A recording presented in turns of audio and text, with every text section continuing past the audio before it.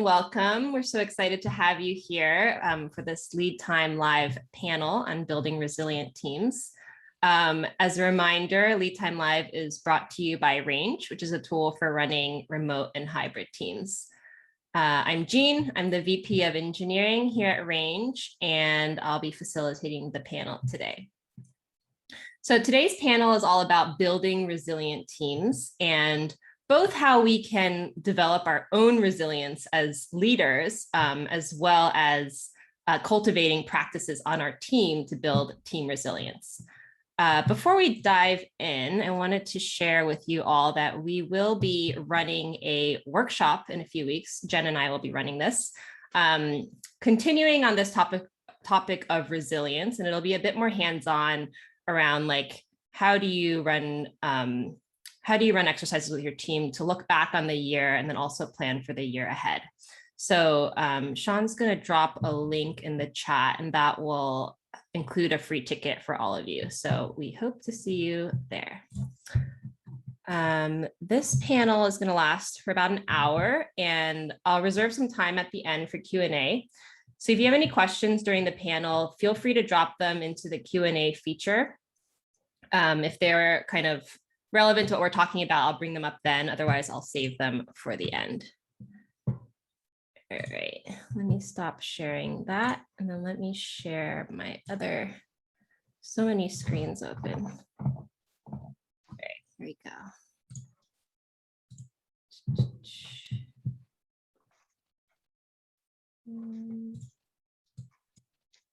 Sorry about this. There's so many. There you go. Okay.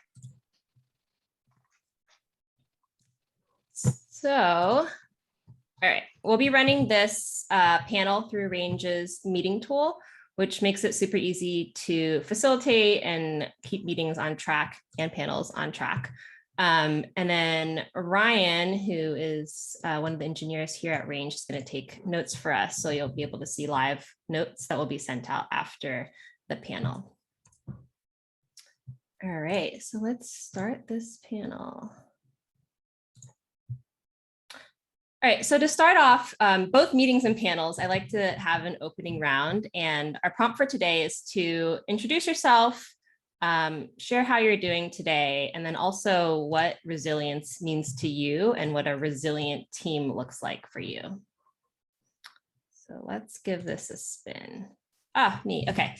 I'm Jean, the VP of Engineering here at Range. I am, let's see, today I'm doing well. I have kind of a like eventful day because I had another event this morning, but yeah, otherwise doing really good and happy to be here with all of you. Also, I just upgraded my webcam and changed the settings so you can actually see me like and not be super washed out. So I'm very excited about that. And I think resilience to me means kind of being able to adapt to and tackle challenges. And for me, it's useful to think of it kind of like surfing, like there's going to be big waves and little waves. I actually don't personally surf. I've never surfed, but this is what I imagine it's like, but being able to kind of like pick yourself up, try again.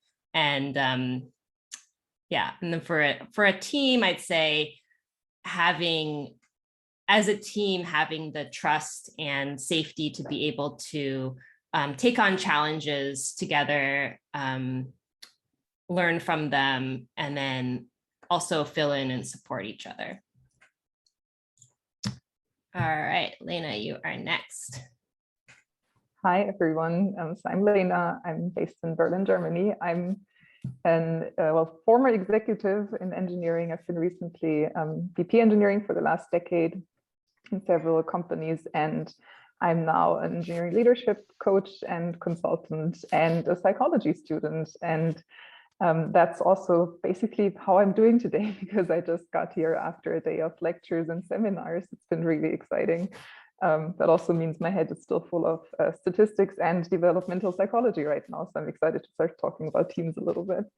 And resilience, I mean, also fits into the psychology topic, of course. I really like the way that Dr. Richard Cook talks about resilience. Like he's a famous scientist and doctor, and he's spoken a lot about it in the DevOps context in the sense of our ability to recover really quickly. So it's less about necessarily, it's basically about our adaptability, as Jean also put it, and our ability to weather really difficult circumstances and basically come out of those, not necessarily unchanged, but being able to transition through them as a team. And I think that's like, it's a key trait for humans, of course, but especially for teams, being able to work through those ambivalences, those difficulties together and grow from them and learn from failure.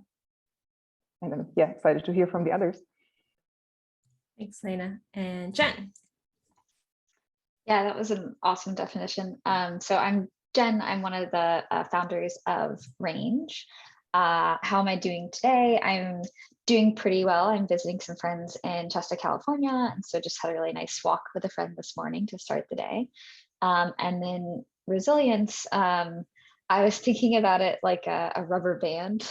And like we all have this kind of elasticity to like shape and like change how we're doing based on the different circumstances. And I think of resilience as our ability to kind of return back to that original shape or that original groove, or to a new one, depending on kind of how the experience has shaped us.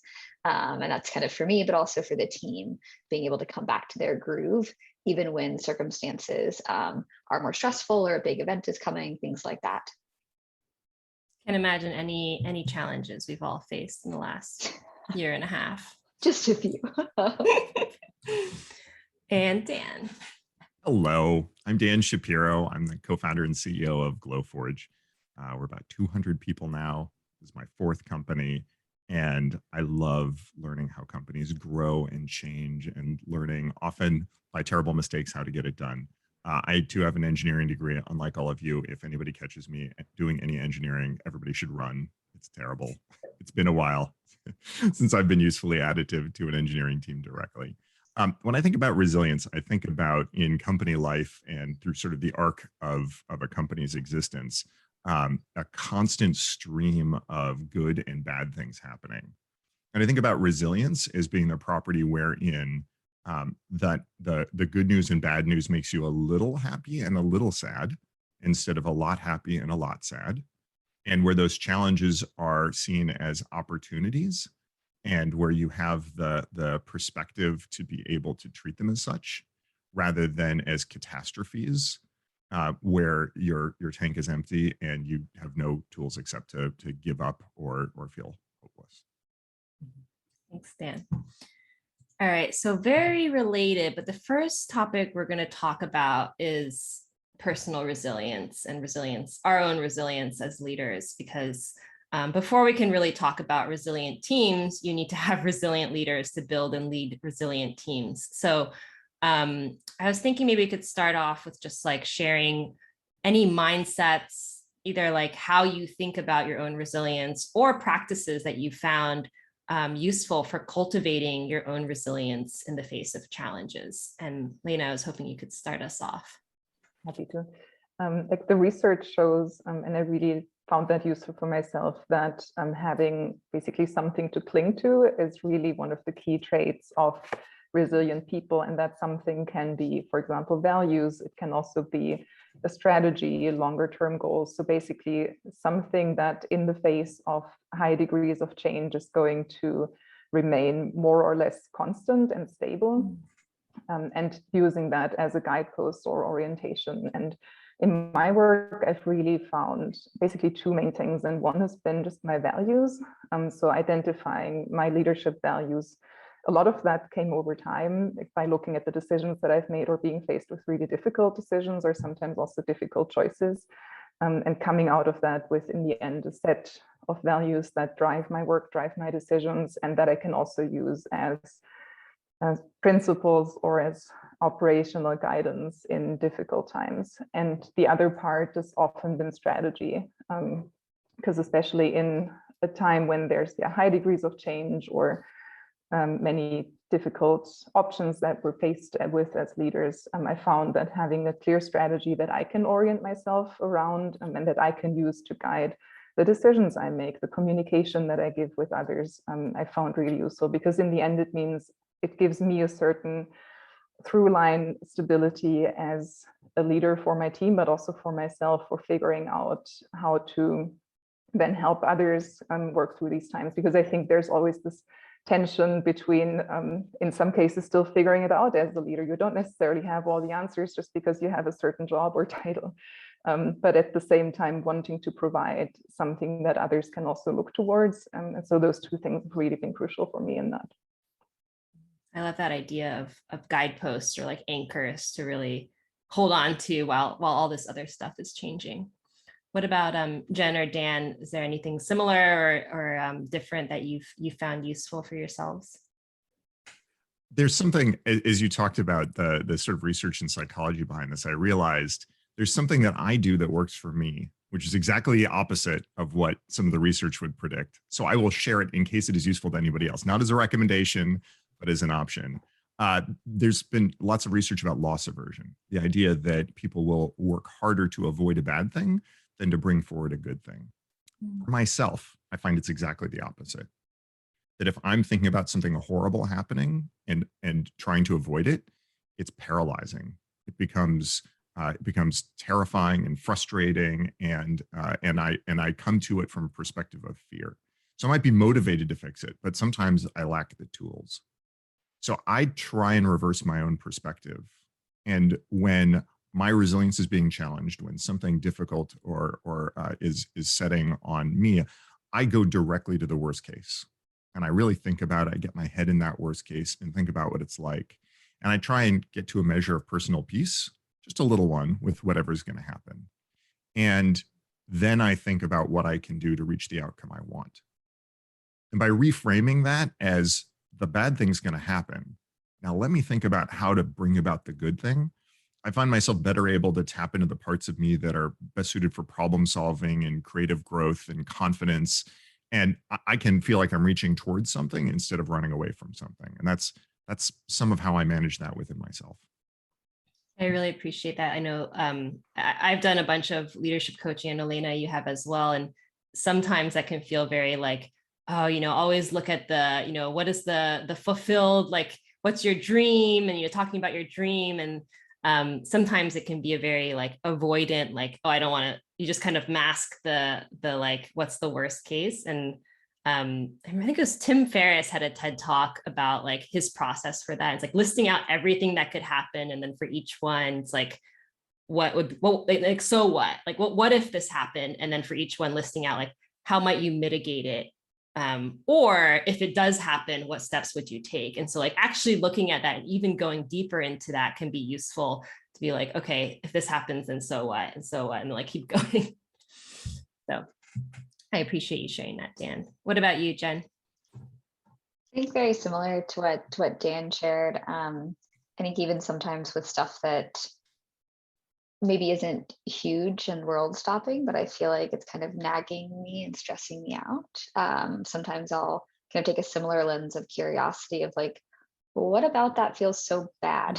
Like, what is it around that is like, I'm just afraid of, and kind of journaling about that or going for a walk and thinking through it. And then it's like, okay, well, let's assume that happens. Then what do I do?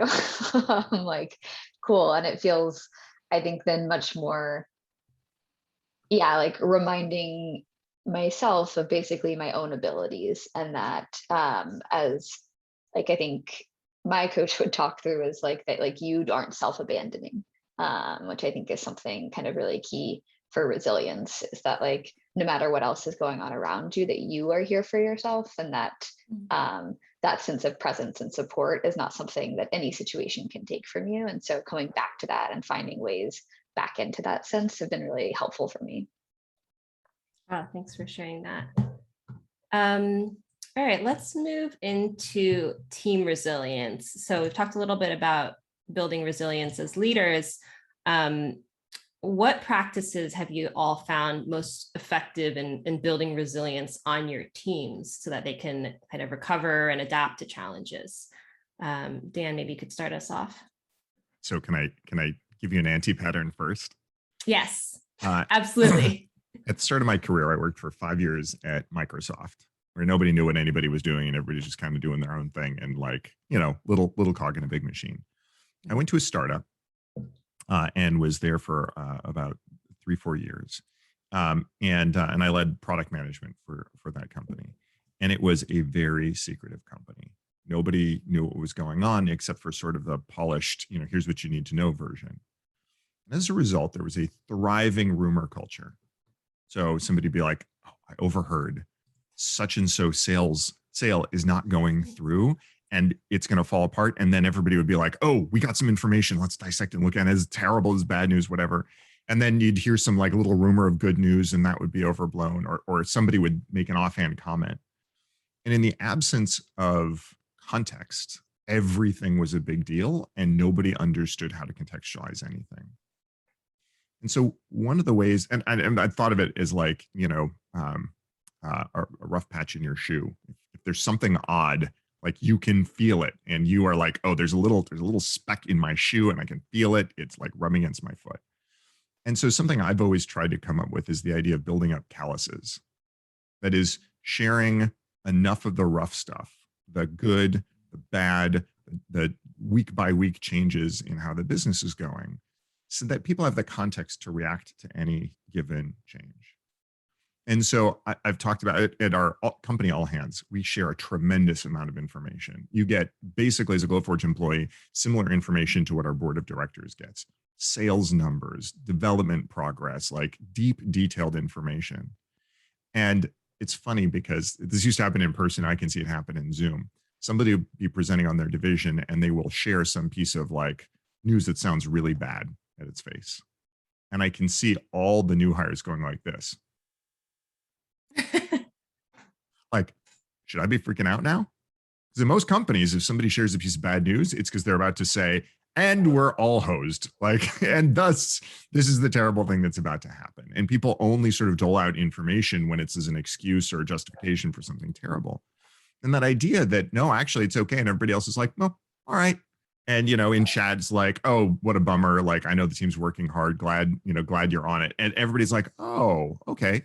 I guess this is normal. And you can see that those calluses building up as people get used to the good and the bad and the details and start to build up an enormous level of resilience, so that when you start to come out and, good things happen, bad things happen, a chain of bad things happen, people have the context and you have the credibility and relationship that people know you tell them stuff all the time and you generally tell it to them straight. So whatever comes through, they're willing to accept more at face value and less as an exercise in tea leaf reading, which is something that creates a lot of fragility in an organization when everybody spends their energy trying to figure out what's really happening.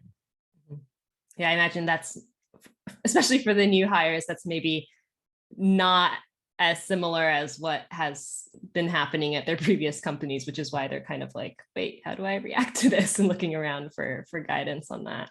I have coffee with every new hire about 6 weeks after their first day. So they've had a chance to go through 1 or 2 of our monthly all hands. We actually do a weekly all hands with like a deep dive on one topic. And then once a month, we do a full business update. And it's social, but I only ask one question, which is what's different from what you've expected? It's one of the things that comes up most. Like, yeah, everybody talks about transparency and culture and values, but I actually see it every day as a part of my lived experience here. And that for many people is a new experience. Jen or Lena, anything you want to add to team resilience? I mean, that was just a wonderful answer. But one of the like nuggets I would kind of, I don't know, I hate this term, what I would double click on is just this idea of building up a habit, and that like what you do on a daily and weekly basis with your team is really what helps to prepare them for things like a global pandemic and uncertainty in your business or things of that nature. And so if the habits that you have on your team are really just focusing on the positive and the wins, then that's really going to be hard to engage on bigger topics that are hard.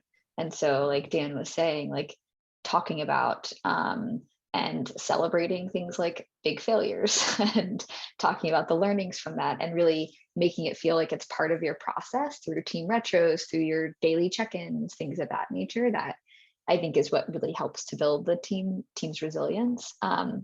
The only other thing I think I'd say is different folks process stuff differently. And so I think a good leader learns to communicate in multiple ways. So instead of just communicating once in a team meeting, they might also follow up with an email. They might also then follow up in a few of the one-on-ones on the team to double check on a few people who just take more time to process and are not going to ask questions for the first 3 days and then have a wealth of questions. And so just taking the time to get to know your team.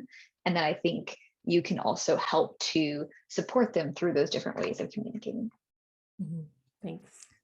Just to add to what the two of them have really beautifully said, I mentioned this bone metaphor for resilience earlier, and the whole idea is that basically bone in our bodies gets built at all times. Like there's no one point where your elbow bone gets exchanged. Like it's a constant process, and this process takes many years, and basically at the same time bone gets destroyed and built by our bodies, which is just, I mean, mind-blowing. I don't know the details of it. I can't go into them. It would be a panel in of itself, but that basically goes to the points that both Jen and Dan made, that it's a constant work, and it's in the habits that we build. It's in the day-to-day. And I think resilience has gotten a lot of a big stage over the last 1.5 years. I'm really glad about that because it's such a big topic. But I also think a lot of people we're kind of faced with, oh, now I have to figure out how to get resilience into my team really quickly, because now we have all these global events and they're really tough on people, and understandably so. Like it's a really difficult thing to just instill in a team on really like short notice. So any habits that you can build around what the two folks have already said, but then in addition, feedback culture on the team. Like, are people able to have open, honest conversations, like through things like retrospectives, doing those on a regular cadence, no matter what, and building those kinds of muscles really goes a long way. And the same thing for just how the team responds to challenges. It doesn't have to be that a project goes really sideways for it to be a test in resilience, but it can even be in just how you talk about when there's one thing that's gone wrong. And those small things, and having a conversation about those already, having people talk to each other openly, discuss things that went well and that went poorly, and also giving feedback to each other. I think that builds a really good habit in helping people adapt and learn from mistakes and be able to recover and get together as a team again and go forward. Thanks, Lena. Let's move on to this topic. I think this is a really important one. We've talked about kind of like the importance of reflecting together and talking about what went well and what didn't go well.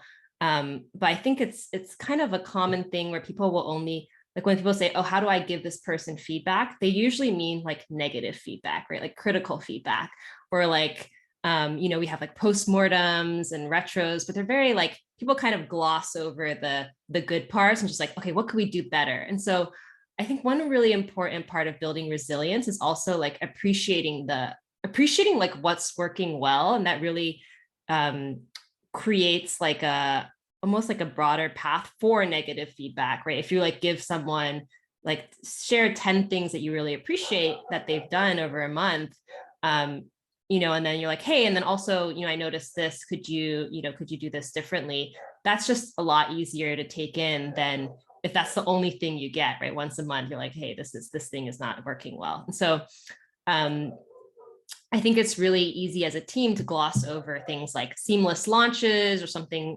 that someone did a really good job on. And I'm curious if any of you have thoughts on like, how do you encourage your team to like actually celebrate and appreciate what's going well? And this is, I think, something that I'm trying to figure out too, especially with launches on remote teams. Jen, you want to start us off? You got any solutions? We'll see. I've got ideas, certainly. I think this for us comes back to kind of integrating gratitude and celebration into existing habits. And so, for instance, in Range, we share asynchronous check-ins similar to a stand-up or kind of a status update. And we actually have kind of customization there that encourages people to share things that they're thankful for from other teammates on the in the group, or that are big milestones or things they want to celebrate or thank people for. And so by incorporating that into kind of a daily or weekly habit for us, it helps surface that information, and it helps distribute that across the team. So I think one thing that can feel really good is to be thanked by a leader for your work. But what can get old is if like that's the only person that celebrates. It is like, hey, it's time to celebrate again. Let's think through gratitude. And so one of the aspects with Range about sharing check-ins with one another is you also get to encourage teammates to thank each other and celebrate each other's wins. And we also build that into like a biweekly retro that we do, where we have a gratitude corner and we call out things that we're thankful for from our teammates. It's become a bit of a game to try to get the worst screen capture of someone's face to thank them on our team. It's like a moderate, slightly embarrass and thank them. But I think kind of to recap is to build it into kind of daily habits, but also encourage it within and across the team, not just from the leader.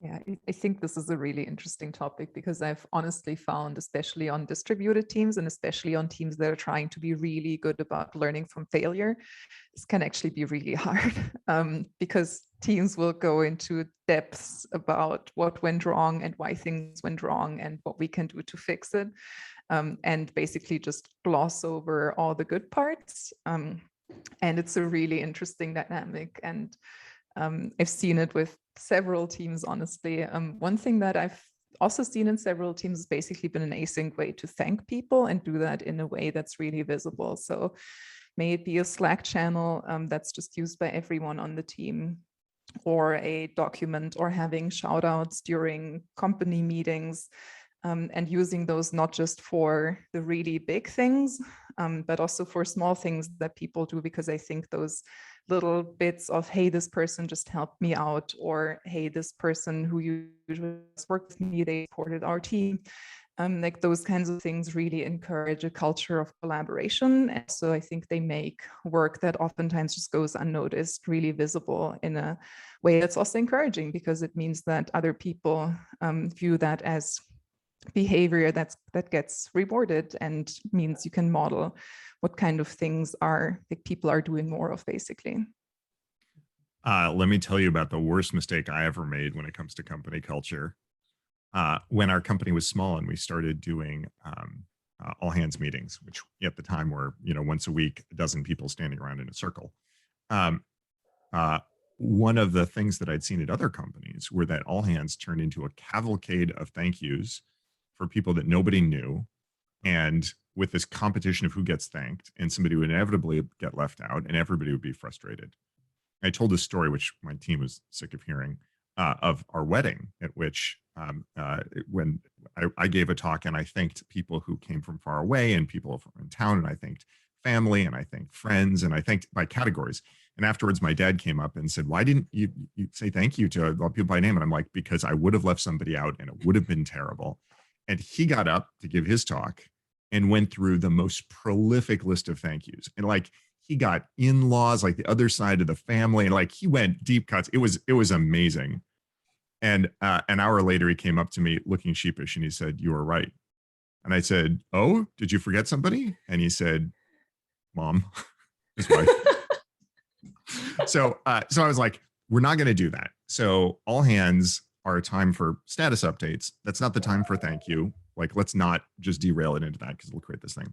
Fast forward 3 years, having a completely unrelated conversation with somebody about the company and the culture. And they're like, this, that, and there's all these great things about the culture. And, one thing I've really had a hard time dealing with, but I've come to accept, is our culture of not saying thank you. And I was like, what? And like, I get it, but like, we've got focus in business and, we can say thank you one-on-one, but we have a culture of like not acknowledging each other. And I was like, oh no, what have I done? And they were totally right. And by the way, that's how culture happens, right? It's not the things that you try to set forward. It's the things that just sort of emerge and that come out. The next all hands, I said, new thing, it's going to be called Props and Pride. And we are just going to pass the microphone, because at the time it was in person. And everybody's going to either share something that they're proud of or something that they want to say thank you for. And took the microphone, stood there like an idiot for like a minute while everybody was going, what? Then somebody put their hand up, and then somebody else put their hand up. And we wound up with this torrent of thank yous. And people were in tears. And afterwards, people said, that's the best thing that's happened in this company in I don't know how long. It's become a weekly tradition at the company, 10 minutes. We now do it via Slack. Everybody types into the #thanks channel. And I put on my best radio announcer voice and I read each one for everybody. It's the last thing. So if people are feeling like it's not a good use of time, they can drop. People don't drop. People are there. And everybody reads and clicks emojis on whichever one it is that's being read and sort of follows along. And it's become an incredibly powerful tradition. One other little one too, which is now our company doesn't mostly know this, but every week a message goes around to the company leadership and says, is there anybody on your team who could use a thank you from another team? It's a chance for somebody on sales team to say, oh my gosh, this person on the sales team is working so hard to go do this integration with the growth team. It'd be really great if the head of growth could call them up or drop in and say thank you. And it creates these cross-team connections and thank yous that might not happen otherwise if we weren't sort of prompted to look for it. And these moments of sort of having somebody senior talk to somebody who's often very junior and really express gratitude. Wow, what a great story. Yeah, go ahead, Lena. Sorry, Gino, I just wanted to double click, no, I said it too, on one point that you just mentioned. I've often, especially from people in like more senior engineering positions or management positions or somewhere in leadership, I've often heard oh, I'm really scared about forgetting someone. And so I'm just going to not say thank you in a public channel. I'm going to say thank you in very broad categories with like, oh, everyone did a really good job. Like, try and avoid that because I do think that giving specific thank yous, especially if you're in a more senior position, can be really, really powerful, and it can mean a lot to people. I do really empathize with the fear. I've had it many times, but one way to bypass that a little bit is just to get feedback from as many people as possible. Like, if you're not sure who was involved in a project, like, ask some of the people who were, ask who should be highlighted. But that kind of gratitude can mean so much to folks. And I would just want to, encourage you to figure out how you can give that specific feedback, because it can mean so much to folks. Yeah. It was a great example. Thanks, Dan. I'll also add, like, making sure that you ask the questions so that you make sure you're also thanking the people who are doing maybe the less glamorous work or the more behind the scenes work, because that's kind of how team values are set, right? When leaders kind of come in and thank maybe the loudest person who's doing the presenting or doing, I guess my fear as a leader has always been like, oh, I'm going to thank the person that feels like the person to thank, but then there's going to be some like weird team dynamics where like that person actually took credit for, just don't want to open that can of worms. So really, getting as much feedback as you can, I think is really good advice. Let's move to this one. So we talked about this a little bit before, Dan, with your kind of looking at what could go wrong and looking at like the grimmest case scenario. But I think when we talk about gratitude and celebrating, it can feel very like rah, like sugar-coated manager type vibe. And it can also create a culture where people don't talk about the real stuff of like, how are we actually doing?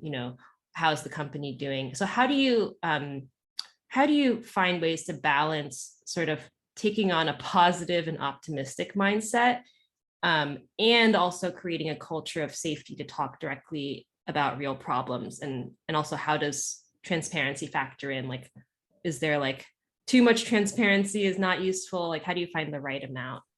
Oh, I mean, we're doing a list of Dan's greatest hits of things he's done wrong. So early in the company's history, we had this incredible passion around our customers and around doing right by our customers. And our hardware project, the Glowforge printer, this is like 2015, was badly delayed.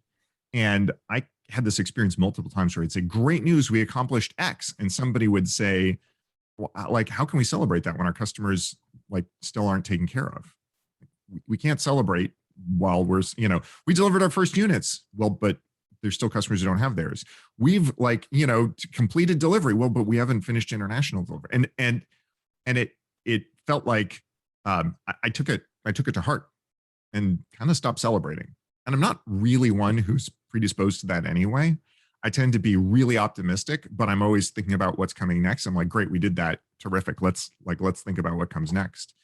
And I got some pretty clear feedback that people were like, hey, why are we constantly accomplishing things and then not talking about them? And so had to tune that better and be like, how do we have celebrations? How do we think about that in ways that are meaningful and connected? And started building some of those small celebrations and acknowledgments in. So that's one piece of it. The optimism versus realism thing is also a really tricky one. One thing I try to just be really clear about is I will often say I'm a professional optimist. And I mean that in a very literal sense. A part of my job is to see the best in what we are and what we can be. Like that's part of the CEO job. That's part of like every leadership job, but that particularly winds up on like in my JD is I am telling people why we're amazing, what we can do. And that can't be in the world of not understanding and accepting the reality of our challenges. But one can understand, accept the reality of our challenges, and then be excited about the path forward to make them better and to surmount them and talk about where we're going. And it's always a really tough balance. And I often find myself sort of mentally trying to figure out the state of the room. Like, should I show up and be super stoked about this thing that's going on? Or are there a bunch of people in a really negative place where I want to acknowledge that first? Or are there just a couple of people who are in a negative place? And if I acknowledge that, then I'm actually taking a small thing that affects 5 people and, dumping it on 200 people. And can I have that conversation with a smaller group? Like, there's this big thing that happened and one team is really frustrated about it. Maybe I talk to that one team first, and then I can talk to the rest of the company without that context and just talk about the positive, because that's the piece that's relative. And there's no miracle cure or solution to it. Rather, just saying like, I am here, like, it's not a secret. I am here to try and show what amazing things can happen and be excited about this. And that doesn't negate any challenges or problems or work that we faced. So we can accept both of those things at the same time and try to reach that balance. And still, like, anytime I share something, I know that there's going to be at least a dozen people who are like, oh, that's all sunshine and roses, or, oh my gosh, that's so gloomy. Like, why can't we just be happy? We try and find the path in the middle. It's ongoing process. Lena, anything to add? I mean, I think people know, like, basically, if you're glossing over things or if you're being too optimistic about things, people know. Like, usually people are dealing with sad customers, sad technology, sad things in the world on a daily basis. And I do think there's a lot of power in acknowledging those things.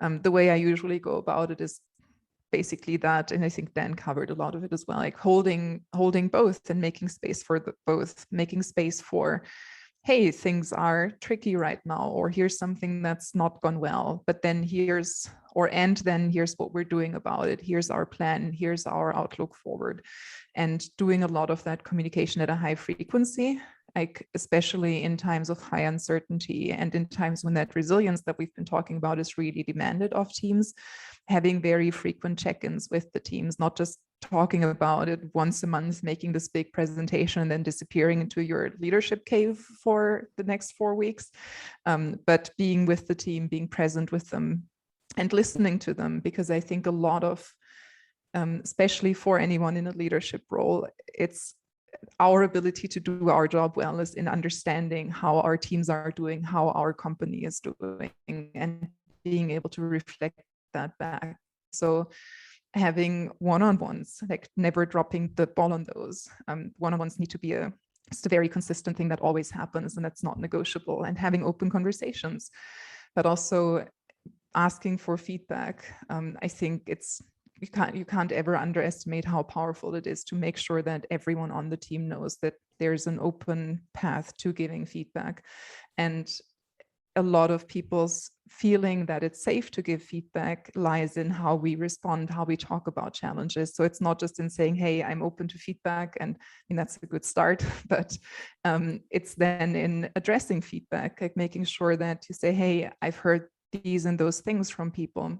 Here's what we're doing about them, and putting things in action, putting things in motion, and making that an ongoing part of just practice, because in the end, that also builds a lot of trust, which then is a requirement for people to actually be able to rely on the things that they're hearing from us. So there's a lot of things that basically are just a circle, and in some ways they're perpetual systems, and they rely a lot on communication, on feedback, and in holding space for difficult and good things and actions to exist at the same time.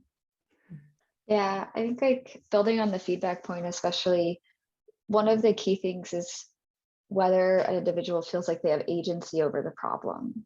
And so like if they are observing something and they themselves can't take action, or they don't see the company taking action, don't see them even acknowledging it, I think that's really when folks get more and more frustrated. I think this gets at something too that had been raised in our kind of discussion doc around transparency and how much information should be shared. And I think it's this balance of ensuring that folks have the right context such that they feel agency over the problems.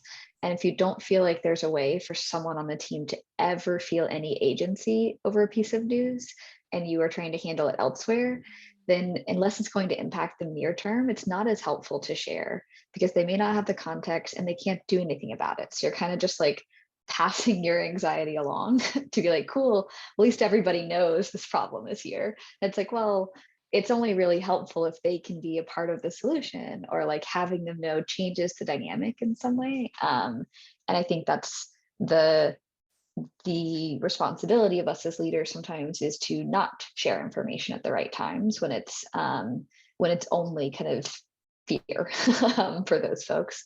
But if you can build up that context over time and create avenues for people to provide feedback, as you were saying, or to engage in the process of change, then that's really powerful. And so like building on kind of Dan's example, it's like, cool, like, hey, I know a few folks are still thinking about like the next milestone. Like, we're going to have a working session about that tomorrow. Would love to have folks join.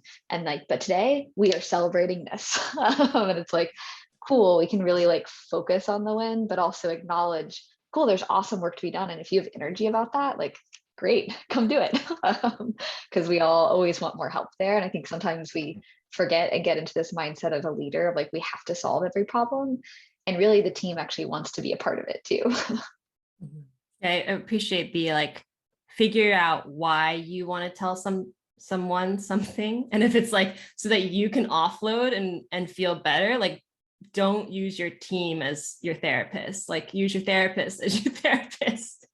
Right. So like get clear with yourself on your intention for sharing something with the team.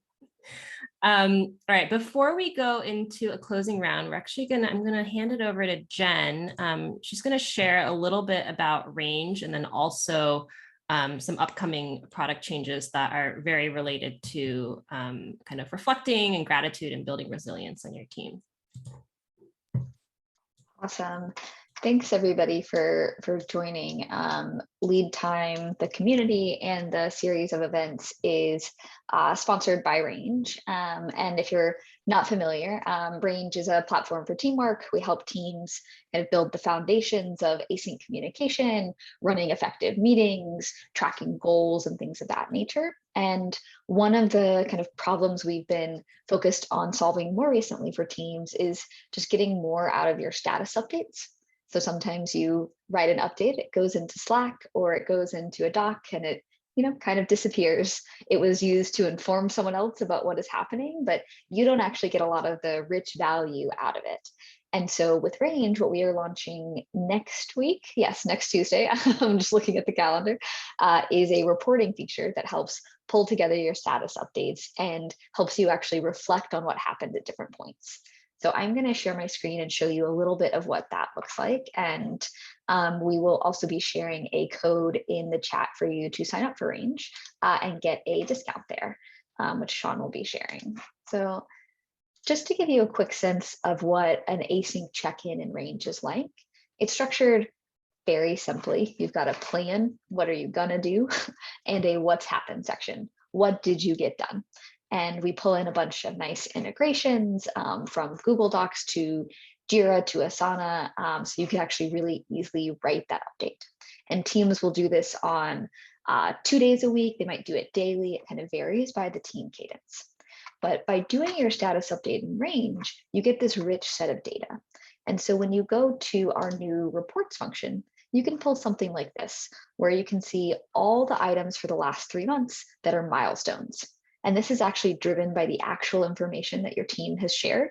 So it's not you pulling up a Jira epic and being like, that seemed like a big deal. Okay, maybe that was a big deal. Because sometimes milestones are things related to usage stuff, or even just like, hey, we got that one bug fixed that people have been telling us about for the last 6 months. Like that can be milestones. And so this is what gets really more value from your status updates. So instead of just asking your team to be filling out information repeatedly, you start to actually get to look back and make use of that. I can actually show you one for our Lead Time Live project here. So we use hashtags in Range to help you organize work. So I can see all of Jean's work here over the last 30 days to work on this project. And what's really powerful here, and I think this example from another project on onboarding notifications is a great example, is Range integrates with a bunch of different tools. So instead of pulling up GitHub and Google Docs and your analytics tool and something else to all search to see what's related to a project, you can actually pull all of that information together with one report in Range. So I can see all the engineering work and click into a GitHub PR or into a analytics query in Metabase, all from this one dashboard, because I know it's all related to this project, and that's being pulled together automatically via Range. For the topics around resilience related to what this event is specifically focused on, we have a lot of features in Range where you can flag information as thanks or gratitude, and you can pull those reports together too. So this can be a powerful tool to use when doing a retro, or frankly, at that moment of leadership concern where you're like, did I forget someone? This is a great place to come to, because you can actually see everyone who's thanking everyone else on the team, similar to that Slack channel. And you can set up an integration with Slack as well to pull in this information. And so you can get a sense for, okay, cool, I want to double click on someone's gratitude and actually re-up that for the rest of the team. And this is what we are launching next week. And if you would like to sign up, you can follow the link in the chat. And we are happy to do custom onboardings with your team to make sure you get all the customization set up to make these reports really effective for your team. So feel free to reach out to us as you get started. Thank you. Cool. Thanks, Jen. All right, let's go into a closing round. Let me leave. I won't share my screen for this. Just because it's just the spinner. But as a closing prompt, I was thinking we could each share a time when you felt really proud of your team's resilience and what that looked like. I'll spin the spinner. Lena, you are up. I honestly had a really hard time coming up with something, just because this is actually the second pandemic that I've been running a team through. The first one was the Ebola crisis in West Africa that we built software for with a team 7.5 years ago. And I was basically thinking of the big times of, here's the big event that a company went through, a global pandemic, something like that. But in reality, the times that I've been proudest of my teams of have usually been the times where not even everyone on the team necessarily knew how resilient the team was being. So the times when I knew that we have a couple folks on the team who have personal things that they're going through. We may have someone who has challenges in their role right now. And all those small bits that just happen to accumulate every once in a while, because it just happens this way. And knowing that those are things that are going on, and then you may even have a project that's kind of going sideways in addition. All of those things going on, and the team working through that together, the team showing up for each other, supporting each other, working through the difficult conversations together. And sometimes, again, because not everyone may be comfortable sharing personal things, maybe not even knowing that those are the things that are actually going on behind the scenes.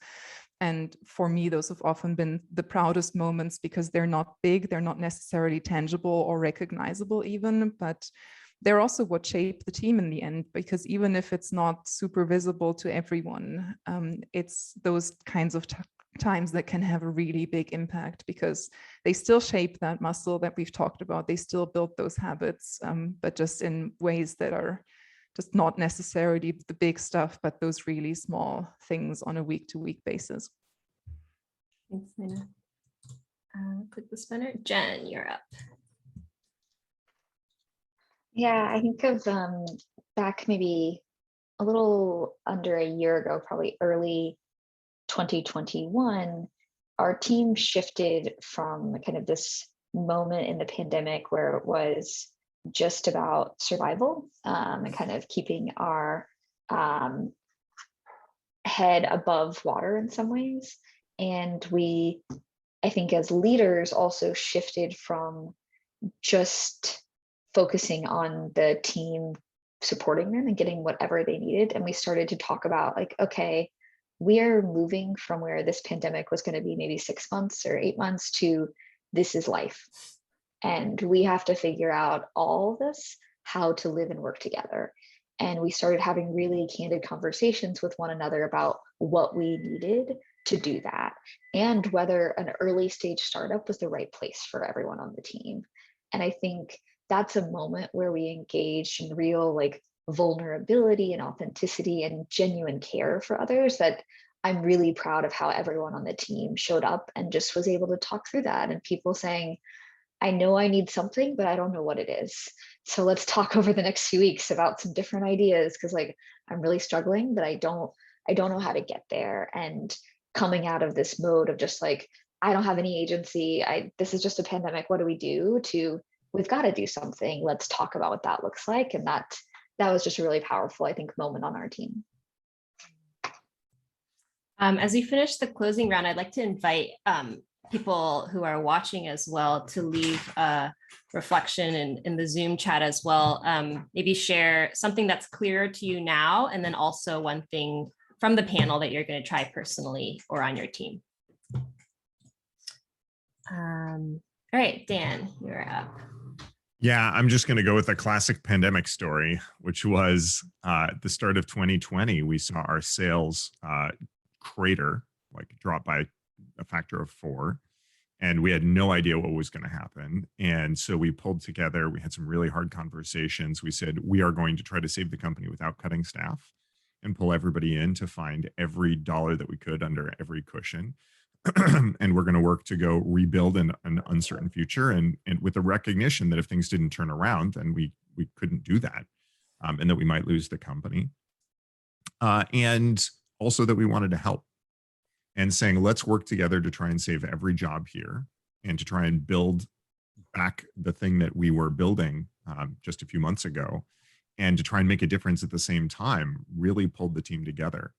We wound up, there's a professor, Dr. Culpepper at MIT, was in his garage with his 17-year-old daughter, and he developed a couple things to help doctors in the pandemic. One of them he took into mass production on his Glowforge. One of them he took into mass production, which was a face shield, but you couldn't make that in a home environment because it had to be sterile. And he said, but we were playing around with this idea that lots of folks in the hospitals have pressure sores in the back of their ears because the surgical masks don't fit. And so just a small piece of plastic could take the pressure off the back of their ears. 2 weeks after that conversation, every Glowforge owner could print on their home or office Glowforge, could print a pair of ear savers. And we signed up, we created a site so that they could sign up to distribute them within their community. So anybody could request free ear savers, customized with their name, their company, anything else, and people could deliver them within their community. We'd gone from a product that didn't exist 2 weeks later to a product that ultimately produced over 2.5 million ear savers, mass production, people distributing these in their community. And the resulting excitement and enthusiasm and press propelled us right back onto the growth curve that we needed to continue moving the company forward. And it was the most incredible experience of people coming together to build something out of shared passion and goals I've ever been a part of. Wow, thanks, Dan. for myself, it's pretty similar to Jen. In the pandemic, people, there's a lot going on in the world. There's a pandemic to the point where there's so many things piled on top of each other to the point where like a year in, sometimes I would forget to mention that there was still an ongoing pandemic. It's like, oh, these personal things and like the election and all these things. I'm like, oh yeah, and that pandemic thing. But I am really proud of how leadership at Range showed up, how we all showed up, and like we're willing to have the hard conversations and support people, and also figure out how we can keep Range running. And one thing I always tell people is like, unfortunately, the pandemic timeline and startup burn rate timeline are like the same timeline. And it's just you have to have a lot of hard conversations, and you can't just sugarcoat everything and be like, yeah, do whatever you need to do, because people, I was juggling childcare and like, I had conversations with Jen and Dan, like, hey, is this okay that I'm, taking this afternoon to take care of my kids? And like, I think it's okay, but like, I just want to have these conversations with you to make sure that like I'm doing what Range needs and doing what I need for myself. So, all right, I see we're getting some great reflections. People have already started sharing their reflections in the Zoom chat. So I also want to remind you before we leave that Jen and I will be running a workshop next in a few weeks on Wednesday, so December 1st. We hope you can join us for that. We'll be doing some personal reflections, but also leave you with a lot of exercises that you can take back to your team and run a reflection looking back on 2021, and also set your team up to tackle all the unknown or known challenges in 2022. So thank you everyone for joining, and we hope to see you all in December. Thanks, everybody. Thanks so much for having us. Bye. Thank you. Bye.